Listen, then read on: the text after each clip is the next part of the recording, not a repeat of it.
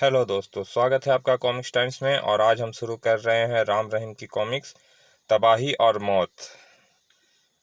ये इसका पहला पेज आप दोस्तों देख सकते हैं। ये सब पुरानी और गोल्डन कॉमिक्स है दोस्तों। खैर, अभी तक आपने हमारे चैनल को सब्सक्राइब नहीं किया तो प्लीज़ सब्सक्राइब कर दें। चलिए शुरू करते हैं। एक शाम जब राम रहीम चीफ मुखर्जी से मिलकर घर वापस लौट रहे थे तो उन पर जानलेवा हमला हुआ। ढाए ढाए उफ! यह हमला उन पर चौथी बार हुआ था और सौभाग्य से इस बार वे दोनों फिर बाल बाल बच गए थे। राम रहीम ने उस कार के पीछा किया जिसमें उनके हमलावर सवार थे। हमलावर ने राम रहीम से पीछा छुड़ाने व उन्हें मारने की बहुत कोशिश की परंतु सफल न हो सके। ढाए ढाए ढाए ढाए जब हमलावर के बॉस मिस्टर एक्स की सारी स्थिति का पता चला तो उसने कार में सवार हमलावरों के मुखिया को हिदायत दी, स्पीडोमीटर के ऊपर लगे लाल रंग के बटन को दबा दो। उन दोनों शैतान छोकरों से तुम्हारा पीछा छूट जाएगा, समझे? Yes boss. ढाए ढाए और उस बटन को दबाते ही बड़ाम! अफसोस अफसोस कोई जिंदा नहीं बचा। पता नहीं ये हमलावर कौन थे और हमें क्यों मारना चाहते थे। दरअसल राम रहीम को मरवाने वाला पड़ोसी देश का एक खतरनाक एजेंट वांग ली था, जो भारत स्थित अपने एजेंट मिस्टर एक्स की मदद से बार बार राम रहीम पर आक्रमण करवा रहा था। इस कार्य के लिए वांग ली की सरकार ने मिस्टर एक्स को करोड़ों रुपए दिए थे। राम रहीम को मरवाना तुम्हारे भाड़े के आदमियों के वश का रोग नहीं है मिस्टर एक्स। इन असफलताओं के बाद हम समय तुम्हें ही मैदान में आना होगा। उन दोनों छोकरों का मरना बहुत जरूरी है और वह भी बहुत जल्दी। ठीक है, अब मैं अपनी योजना अनुसार सवय सवय काम करूंगा और इस बार उन दोनों की मौत निश्चित होगी। फिर मिस्टर एक्स ने राम रहीम को मारने के लिए एक भयानक योजना बनाई। उसने पहले राम रहीम को फ़ोन करके एक खास जगह पहुंचने के लिए कहा और जब राम रहीम ने घर से बाहर निकलकर उस स्थान पर पहुंचने के लिए टैक्सी पकड़ी तो वे इस बात से बिल्कुल ही बेखबर थे कि वो टैक्सी मिस्टर एक्स के ही आदमी की थी और इसमें एक शक्तिशाली टाइम बम फिट था। यही नहीं, मिस्टर एक्स ने एक स्थान पर टैक्सी को हेलीकॉप्टर द्वारा उठा लिया और हेलीकॉप्टर टैक्सी समेत राम रहीम और टैक्सी ड्राइवर को गर्क करने के लिए समुंदर की ओर चल पड़े। उफ, धोखा! जिसके लिए मैंने आज तक अपने प्राणों की परवाह नहीं की, आज वही मेरी जान लेने जा रहा है। मिस्टर एक्स को जिंदा नहीं छोड़ूंगा। राम ने मौका उचित जान ड्राइवर से असलियत जानने की कोशिश की। ड्राइवर, धैर्य से काम लो और मिस्टर एक्स के बारे में जो कुछ जानते हो हमें सब कुछ सच सच बता दो। हो सकता है हम तुम्हें बचाने का कोई प्रयास कर सकें। और ड्राइवर ने मिस्टर एक्स के बारे में जो कुछ वहां जानना था सब कुछ उन्हें बता दिया। तभी हेलीकॉप्टर ने समुद्र के ऊपर से ले जाकर टैक्सी को अपनी चुंबकीय प्लेट से मुक्त कर दिया। टैक्सी भीषण वेग से समुद्र की ओर गिरने लगी और छपाक! हाय मरा! गड़प गड़प! उफ, अब बचना असंभव है। तभी राम रहीम इस मुसीबत से निजात पाने की सोच ही रहे थे कि एका और मुसीबत भयानक वेग से उन पर झपटी। हे भगवान! हवेल मछली! उफ, अब क्या होगा? उस हवेल मछली को देखकर अधमरे से हो रहे ड्राइवर के प्राण पखेरु उड़ गए, जबकि राम रहीम संदर्भ से टैक्सी पर झपटती हवेल को देख रहे थे। दोस्त, यहाँ तक की कहानी आप मनोज चित्रकथा के पिछले अंक राम रहीम और कत्ल का अभियान में पढ़ चुके हैं। अब आगे पढ़ें। टैक्सी बिल्कुल निकट पहुंचकर हवेल ने अपने विशालकाय विराट मुंह को खोला और राम रहीम ने सिहारकर अपनी आंखें बंद कर ली। शायद ईश्वर को हमारा यही अंत मंजूर था। हवेल ने टैक्सी का अग्रभाग अपने मुंह गुफा जैसे मुंह में दबोच लिया। तभी बड़ा! इस भयानक विस्फोट के साथ ही हवेल का मुंह व टैक्सी के अग्रभाग के परखच्चे उड़ गए और टैक्सी के फटते ही राम रहीम उछलकर दूर जा गिरे। प्रभु का लाख लाख धन्यवाद है कि हम दोनों कुशल हैं। या अल्लाह, तेरा लाख लाख शुक्र है। अपराधियों ने जिस टाइम बम पर हमारी मौत का पैगाम लिखा दिया था उसी टाइम बम ने हमारी जिंदगी बचा ली। पानी में हलचल समाप्त होने पर राम ने रहीम के निकट पहुंचकर उसे हाथ से ऊपर चलने का इशारा किया। गड़प! दोनों तेजी से ऊपर उठने लगे और कुछ देर बाद हम उफ, खुदा ने एक बार फिर हमारी जान बचा ली। ठीक कहते हो, चलो किनारे की ओर चले, वरना समुद्र जीव के रूप में फिर हम पर कोई विपत्ति ना आ जाए। लेकिन अभी उन्होंने कुछ ही फासला तय किया था होगा कि राम भैया वो देखो, कोई स्टीमर हमारी ओर ही आ रहा है। हाँ, फ्लैश गन। हाँ, फ्लैग फ्लैग से तो वह हमारे देश के समुद्री तट रक्षकों का स्टीमर मालूम पड़ता है। गिर गिर गिर, उन दोनों को स्टीमर पर चढ़ा लो। ओके कैप्टन, शीघ्र ही। ऊपर आ जाओ लड़कों।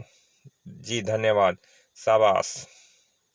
राम रहीम के ऊपर पहुंचने पर ईश्वर का शुक्र समझो कि हम सही वक्त पर पहुंच गए और तुम समुद्र में समुद्री जीवों का शिकार बनने से बच गए।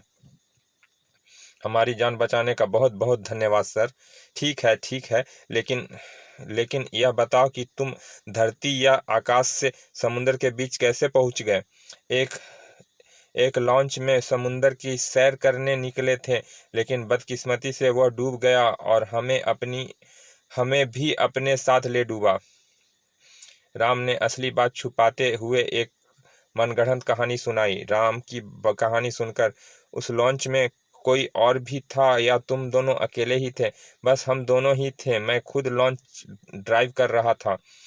काफी होशियार मालूम पड़ते हो। खैर, पहले कपड़े बदलकर गरम गरम कुछ खा पी लो, फिर अन्य बातें होगी, ठीक है? ही जी, आपने तो हमारे मुंह की बात छीन ली। सेवाराम, तुम इन्हें नीचे केबिन में ले जाओ और इनके कपड़े आदि चेंज करवाकर इन्हें गरम गरम खाने पीने को दो। ध्यान रहे इन्हें किसी किस्म का कष्ट नहीं होना चाहिए। Yes sir. आओ भाई, मेरे साथ आओ। राम रहीम उसके साथ चल पड़े। काफी काफी जीवित वाले छोकरे हैं, वरना। राम रहीम ने सर्वप्रथम नीचे केबिन में जाकर सेवाराम द्वारा दिए गए कपड़े बदले। तुम दोनों यहीं कुछ देर आराम करो, तब तक मैं तुम्हारे लिए कॉफ़ी और कुछ खाने के लिए लेकर आता हूँ, ठीक है? सेवाराम के जाने के बाद, राम भैया, यह भी अच्छा हुआ कि हम तट रक्षकों के स्टीमर मिल गया, वरना पता नहीं हम तट तक पहुंच पाते भी या नहीं, और अगर पहुंच भी पाते तो ना जाने कितना समय लगता। ठीक कहते हो, भगवान जो करता है भले के लिए ही करता है, परंतु इस समय हमें इस विषय में ना सोचकर मिस्टर एक्स के बारे में सोचना है। अरे हाँ, उसे तो मैं कुछ समय के लिए भूल ही बैठा था। आखिर कौन हो सकता है मिस्टर एक्स? वह मैनेजर। रहीम आगे कुछ कहने ही जा रहा था कि सेवाराम ने एक चौड़ी ट्रे साथ साथ वहां पर प्रवेश किया। लो भाई, मैं तुम्हारे लिए सब कुछ गरम गरम लाया। इसे खा पीकर तुम्हें नई चुस्ती फुर्ती आ जाएगी। लो, पहले गरम कॉफी का आनंद लो। और आप? अरे भाई, तुम लोगों के यहाँ पहुँचने से 5 मिनट पहले ही हम लोग कॉफी पी कर निपटे थे। अरे भाई, संकोच मत करो, चलो शुरू हो जाओ।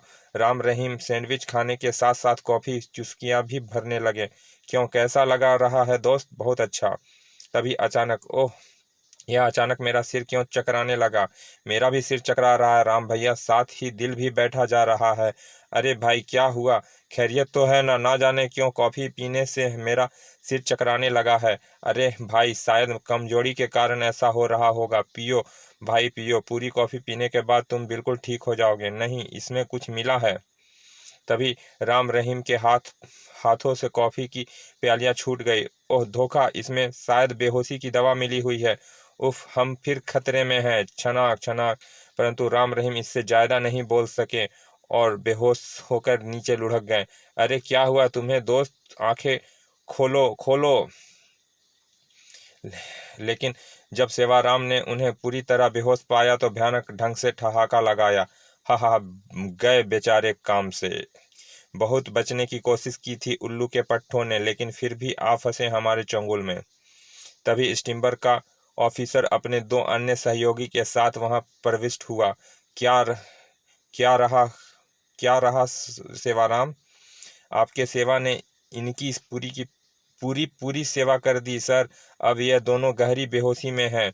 गुड, इनके कपड़े की अच्छी तरह तलाशी लो, इन्हें पहना दो और इनकी घड़ी व सारा सामान अपने कब्जे में ले लो तथा इनके हाथ पैर मजबूती से बांध दो। अब इन्हें मिस्टर एक्स के पास पहुंचाना है।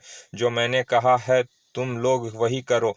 मैं स्टीमर को किनारे की तरफ मोड़ने का निर्देश देता हूं। Okay sir. स्टीमर के ऑफिसर ने न केवल स्टीमर की समुद्र के एक किनारे की ओर मुड़वा दिया, बल्कि अपनी सफलता की रिपोर्ट भी मिस्टर एक्स को दे दी। उन्हें तुरंत अड्डे पर पहुंचाओ, लेकिन सावधान रहना, इस बीच वे होश में आकर कोई गड़बड़ करने की कोशिश ना कर बैठे। बहुत ही खतरनाक है दोनों। आप निश्चिंत रहें बॉस। जब राम रहीम को होश आया तो उन्होंने अपने आप को एक लंबे चौड़े हॉल में पाया, जिसमें चारों तरफ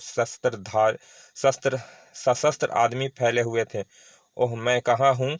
वेलकम बच्चों, हम तुम्हारा स्वागत करते हैं। ओह, तुम मिस्टर एक्स?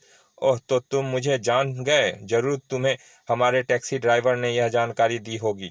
तुम बिल्कुल ठीक समझे मिस्टर एक्स। अफसोस है कि हम तुम्हारे उस बेचारे ड्राइवर को बचाने में नाकामयाब रहे।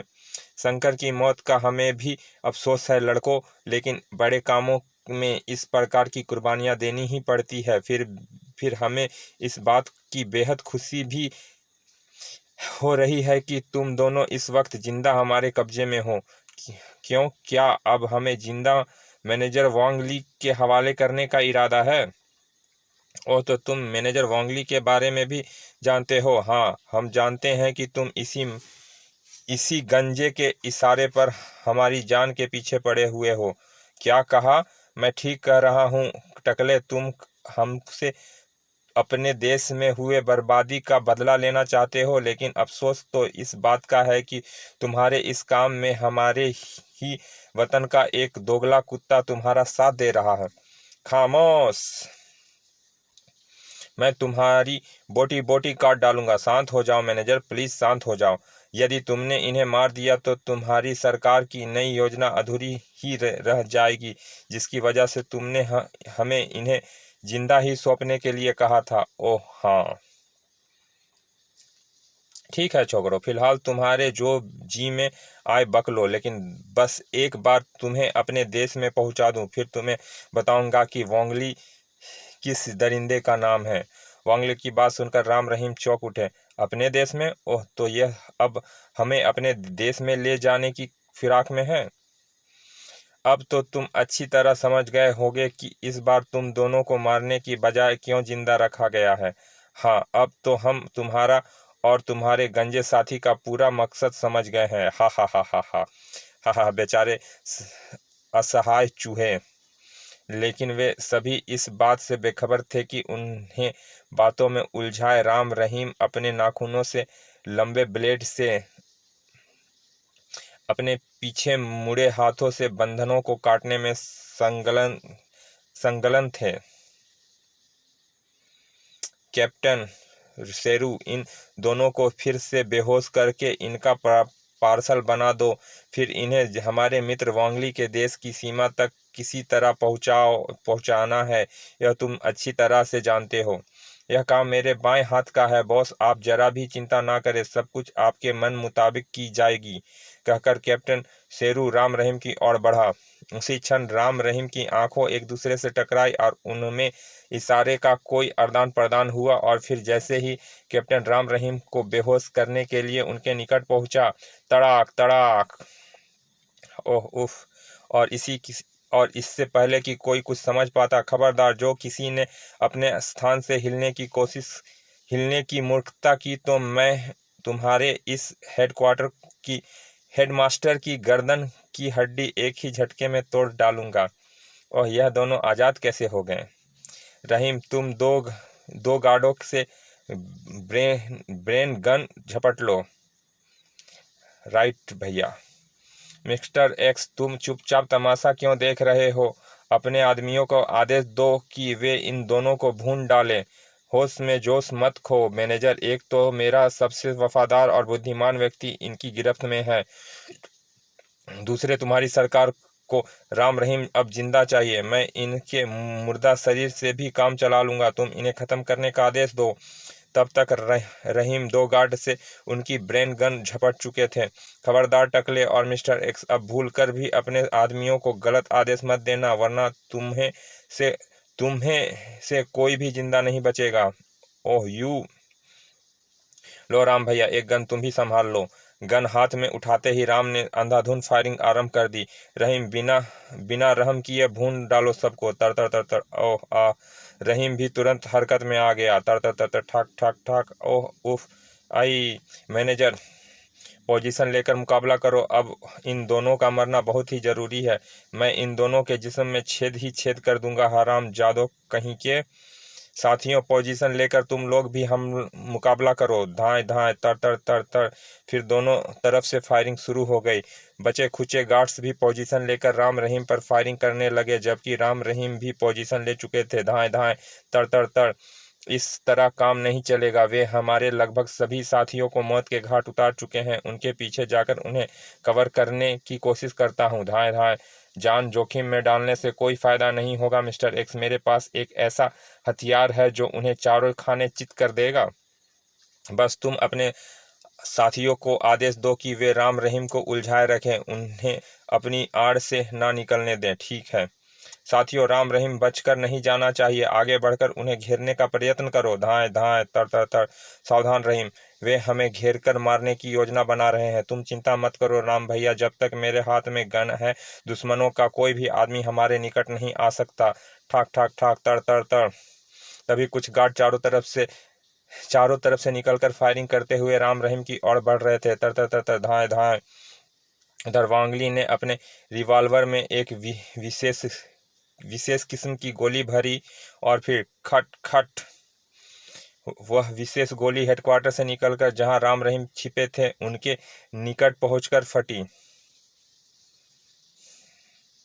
सॉरी दोस्तों, वह विशेष गोली रिवॉल्वर से निकलकर जहां राम रहीम छिपे थे उनके निकट पहुंचकर फटी। बड़ाम बड़ाम।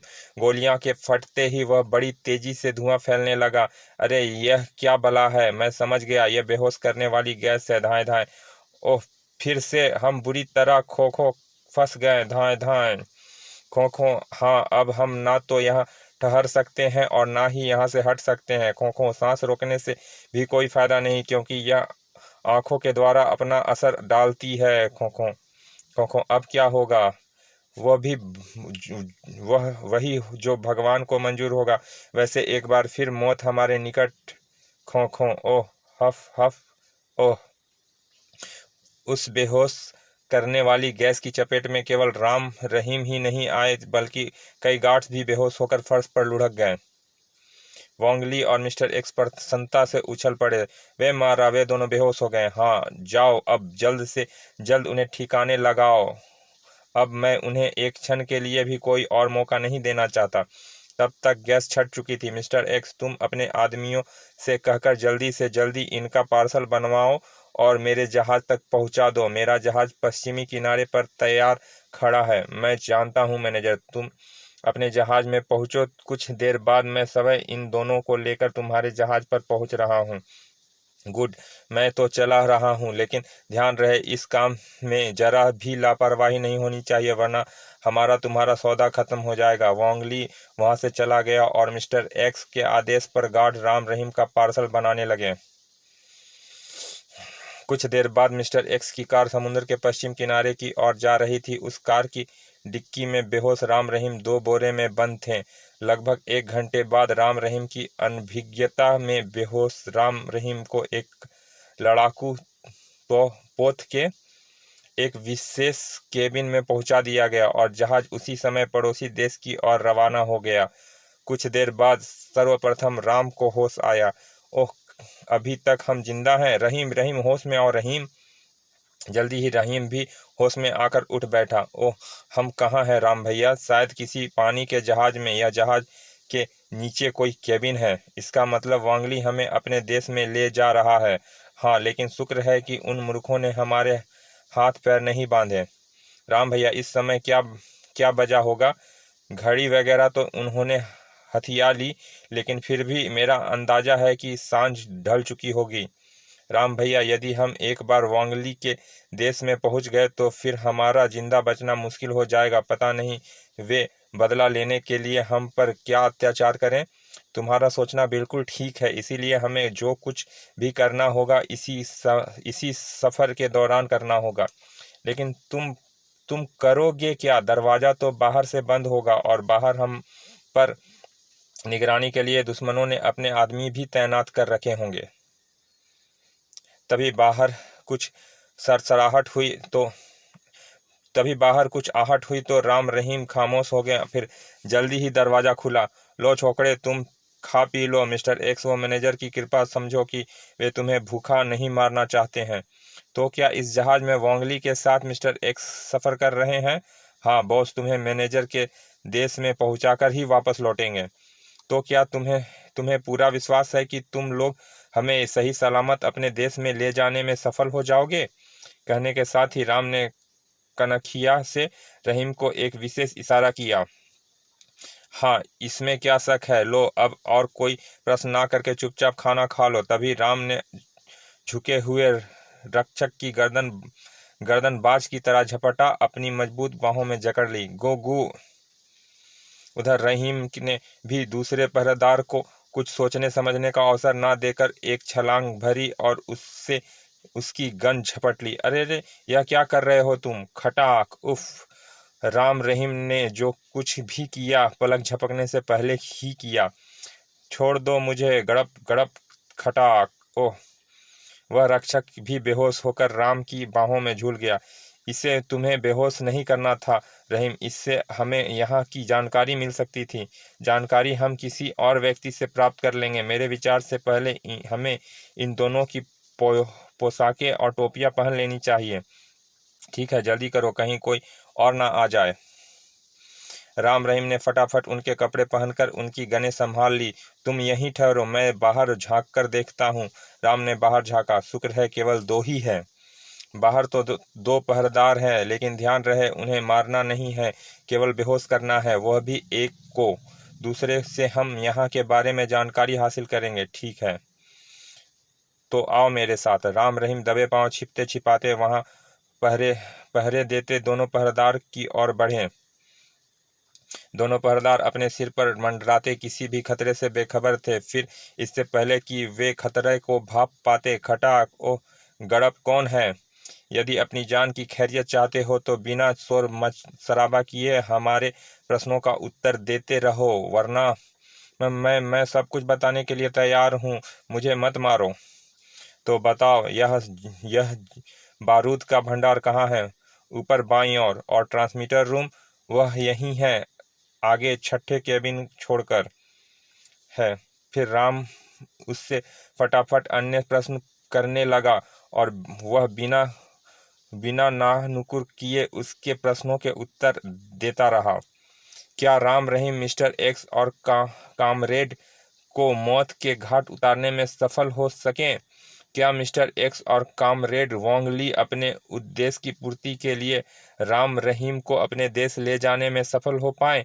क्या राम रहीम ने वोंगली के जहाज से कैसे मुक्ति पाई? क्या चीफ मुखर्जी राम रहीम की कोई मदद कर पाने में सफल हो सकें? इन सब प्रश्नों के उत्तर जानने के लिए मनोज कॉमिक्स के अगली सेट में पढ़ें राम रहीम और खूनी समुद्र। चलिए दोस्तों, मिलते हैं राम रहीम की अगली कॉमिक्स राम रहीम और खूनी समुद्र में। और अभी तक आपने हमारे चैनल को सब्सक्राइब नहीं किया तो प्लीज़ सब्सक्राइब कर दें। चलिए मिलते हैं फिर अच्छी सी कॉमिक्स के किसी अच्छे से भाग में। तब तक के लिए विदा, धन्यवाद।